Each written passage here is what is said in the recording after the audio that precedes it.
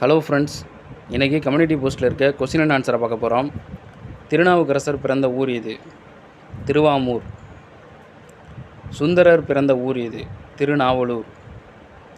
திருஞான சம்பந்தர் பிறந்த ஊர் இது? சீர்காழி. மதுரா விஜயம் என்ற நூலை எழுதியவர் யார்? கங்காதேவி. இந்த கங்காதேவி யாருன்னு பார்த்தீங்கன்னா, குமார காம்பனா அப்படின்னு லாஸ்ட் ஆப்ஷன் இருக்குது பார்த்தீங்களா, அவரோட மனைவி தான் கங்காதேவி. இவங்க மதுரையை கைப்பற்றினதை பற்றி இந்த நூல் எழுதியிருப்பாங்க. கோல்கொண்டா கோட்டையை கட்டியவர் யார்? ராஜா கிருஷ்ணதேவ். ஷானாமா என்ற நூலை எழுதியவர் யார்? பிர்தௌசி. ஹர்ஷசரிதம் என்ற நூலை எழுதியவர் யார்? பானர். ஐநா சபை மகாத்மா காந்தியின் பிறந்த நாளான அக்டோபர் 2 உலக அகிம்சை நாளாக அறிவித்த ஆண்டு எது? 2007 ஆண்டு. ராமநாதபுரம் மாவட்டத்தில் உள்ள கமுதியில் நிறுவப்பட்டுள்ள சூரிய ஒளி மின்சக்தி திட்டத்தின் திறன் எவ்வளவு? 648 மெகாவாட். பெற்றோர் மற்றும் மூத்த குடிமக்களின் பராமரிப்பு மற்றும் நல்வாழ்வு சட்டம் எந்த ஆண்டு கொண்டு வரப்பட்டது? 2007. சிப்கோ இயக்கத்தினை தொடங்கியவர் யார்? சுந்தர்லால் பகுகுணா. வேலையாட்கள் நஷ்ட ஈட்டு சட்டம் உருவாக்கப்பட்ட ஆண்டு இது? 1923. இந்திய வனப்பணி 3வது அகில இந்திய ஆட்சி பணியாக அறிவிக்கப்பட்ட ஆண்டு?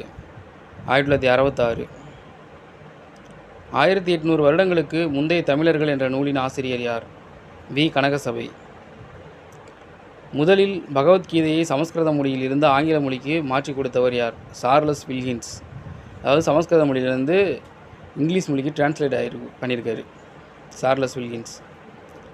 திராவிடன் அசோசியேஷன் என்ற அமைப்பு தொடங்கப்பட்ட ஆண்டு? 1912. புத்த சமயத்தில் வினய பீடகா என்ற கோட்பாட்டின் உட்பொருள் என்ன? ஒழுக்கம். இந்த 3 பீடகங்கள் இருக்கும்: வினய பீடகா, சுத்த பீடகா, அபிதம பீடகா அப்படின்ட்டு. இதில் வினய பீடகா பற்றி கேட்டிருக்காங்க. சிவசமுத்திரம் அணை எந்த ஆற்றின் குறுக்கே கட்டப்பட்டுள்ளது? காவிரி.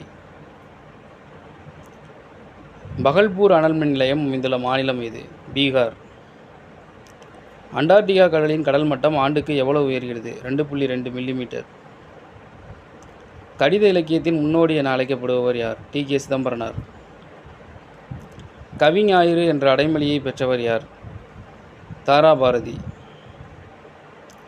திருவள்ளுவர் தினம் என்று அனுசரிக்கப்படுகிறது? ஜனவரி 15. இந்திய அரசியலமைப்பு எந்த நாட்டு பாணியில் எழுதப்பட்டது? இத்தாலி நாட்டின் பாணியில்.